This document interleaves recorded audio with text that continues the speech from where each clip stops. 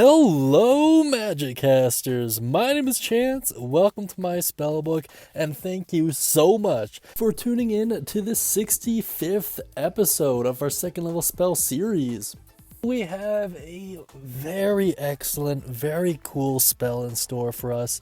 We are looking at Shadow Blade, which is just as cool as it sounds, let me tell ya.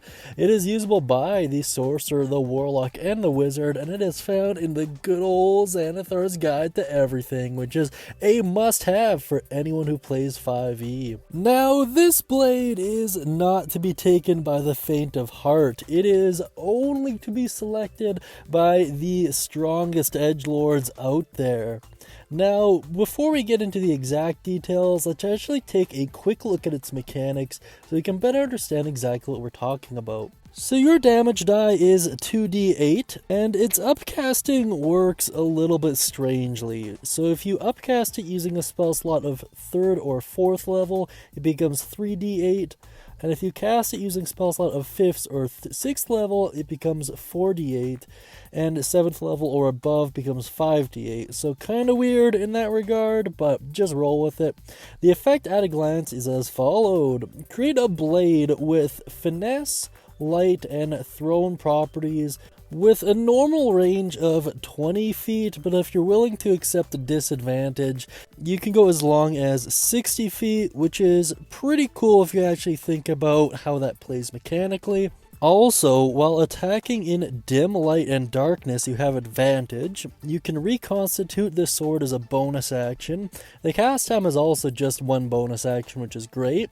The range is self, the duration is 1 minute, and it is a concentration spell.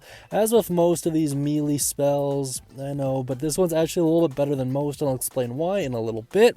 The components are somatic and verbal, the school is illusion, and the damage type is psychic, which is pretty cool. I like psychic damage a lot in 5e.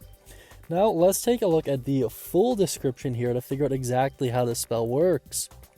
You weave together threads of shadow to create a sword of solidified gloom in your hand. This magic sword lasts until the spell ends.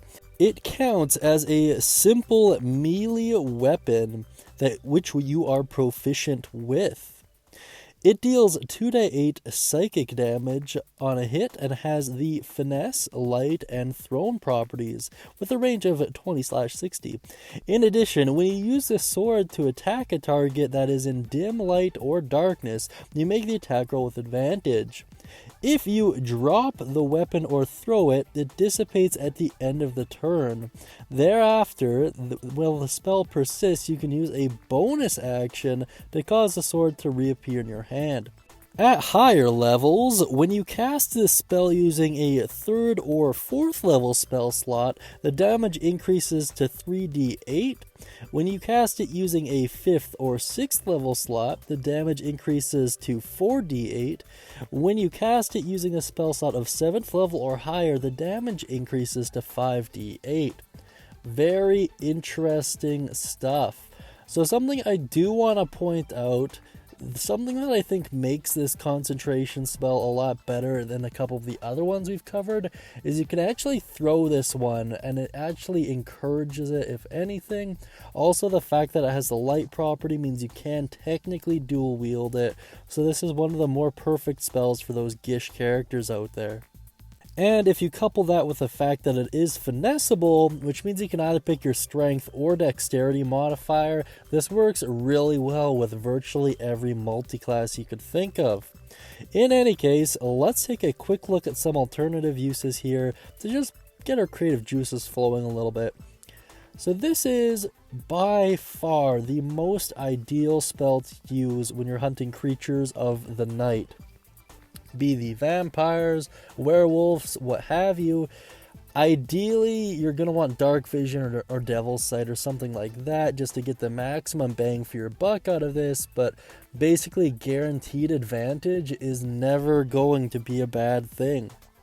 Outside of that, this is a great weapon to use when you're forced into those melee quarters and you just really want to perform your best. Once again, it is concentration, which is a downside, But that being said, this also deals decent damage, it can be used at a range, and you can still use a shield with it, which is really nice. And a third use would be using it for assassinations. This is particularly useful if you factor in that you can just reconstitute it as a bonus action and then attack immediately with your action thereafter. I think that is very cool, not to mention the fact that it's basically made out of shadows, makes for a very just thematically interesting attack. That being said, if you have any alternative uses, thoughts, questions, comments, concerns, or ideas, please put them down beneath in the comment section. I really do appreciate it. That being said, if you like that cool hand-drawn Warforged and you'd like your own hand-drawn D&D character, please check out the Guild Hole to figure out exactly how to do that. That being said, I hope you have a great day, and as always, happy casting, everyone.